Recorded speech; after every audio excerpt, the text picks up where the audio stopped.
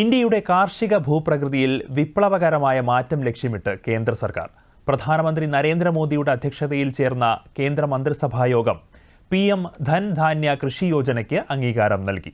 2025-26 കേന്ദ്ര ബജറ്റിൽ പ്രഖ്യാപിച്ച പദ്ധതി കുറഞ്ഞ കാർഷിക ഉൽപ്പാദനക്ഷമത, കുറഞ്ഞ വിള തീവ്രത, പരിമിതമായ വായ്പാ ലഭ്യത തുടങ്ങിയ വെല്ലുവിളികൾ നേരിടുന്ന 100 ജില്ലകളുടെ ഉന്നമനമാണ് ലക്ഷ്യമിടുന്നത്. രാജ്യത്തുടനീളമുള്ള ഏകദേശം 1.75 കോടി കർഷകർക്ക് പദ്ധതി നേരിട്ട് പ്രയോജനം ചെയ്യുമെന്ന് പ്രധാനമന്ത്രി നരേന്ദ്രമോദി പറഞ്ഞു.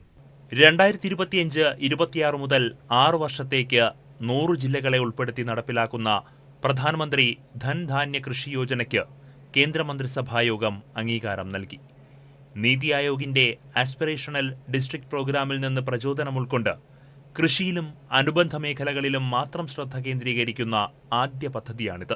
പിന്നോക്കക്കാർക്കാണ് കേന്ദ്ര സർക്കാരിന്റെ മുൻഗണനയെന്നും കാർഷികമായി സമ്പന്നവും എന്നാൽ ഉൽപാദനക്ഷമതയിലും കർഷക വരുമാനത്തിലും പിന്നിലുമായ 100 ജില്ലകളെ കണ്ടെത്തി മുൻഗണന നൽകുന്ന പദ്ധതിയാണിതെന്നും പ്രധാനമന്ത്രി പറഞ്ഞു.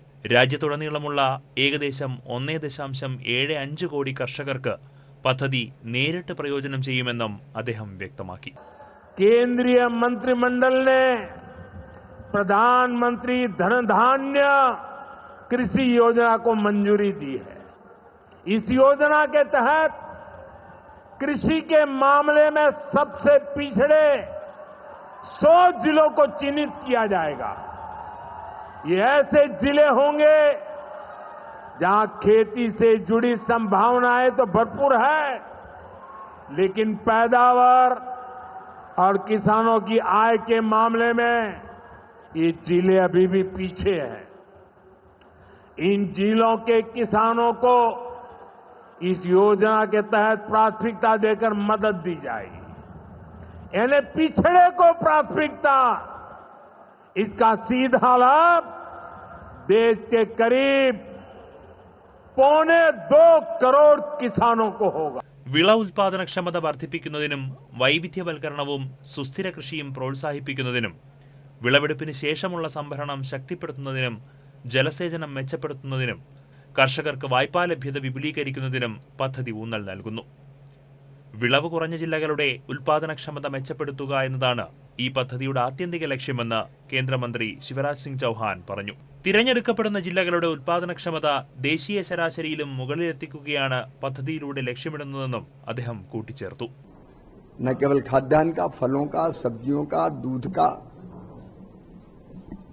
उत्पादन ऐतिहासिक रूप से बढ़ा है, लेकिन फिर भी एक राज्य की उत्पादकता और दूसरे राज्य की उत्पादकता में काफी अंतर है. कहीं बहुत ज्यादा है, कहीं बहुत कम है. पूरी तरह से हम लागू करने का प्रयत्न करेंगे, सैचुरेट करेंगे एक तरह से. न केवल केंद्र सरकार की योजना, राज्य सरकार की योजनाएं भी जो है उनको भी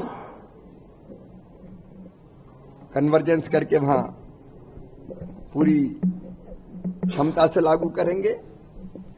और इसमें प्राइवेट सेक्टर भी अगर आएगा तो PPP मोड पे भी कोई काम करना चाहेगा तो उसको भी जोड़ेंगे. और लगभग 100 जिले हम चिन्हित करेंगे.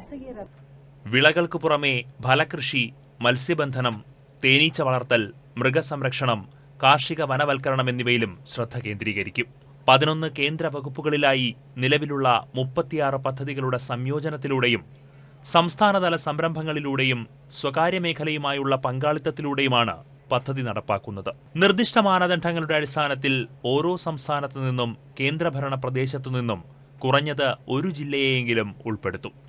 കാര്യക്ഷമമായ നിർവഹണം ഉറപ്പാക്കുന്നതിന് ജില്ലാ, സംസ്ഥാന, ദേശീയ തലങ്ങളിൽ കമ്മിറ്റികൾ രൂപീകരിക്കും.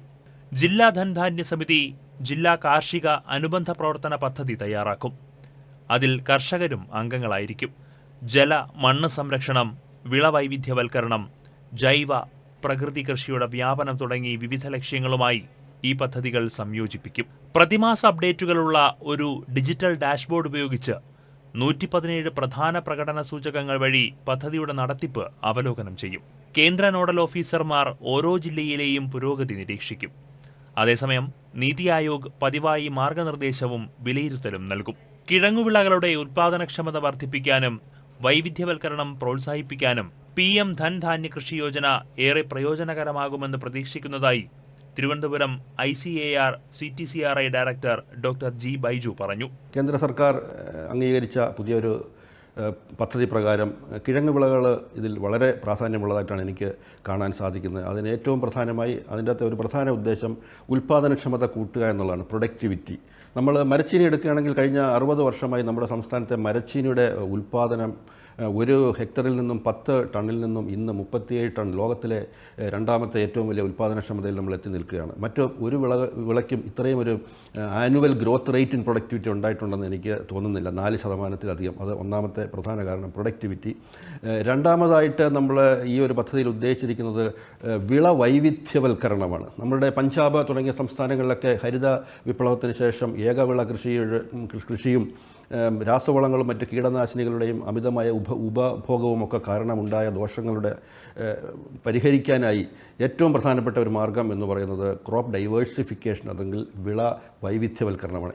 ആദിവാസികൾ, അതുപോലെ സാമ്പത്തികമായി വെല്ലുവിളികൾ നേരിടുന്ന ജനവിഭാഗങ്ങൾ, ഇവരുടെയൊക്കെ ഏറ്റവും മുഖ്യ വിളയായ കിഴങ്ങ് വിളകൾക്ക് ഈ പദ്ധതിയിൽ വളരെ ഒരു നല്ല പ്രാധാന്യമുള്ളതായിട്ടാണ് എനിക്ക് തോന്നുന്നത്.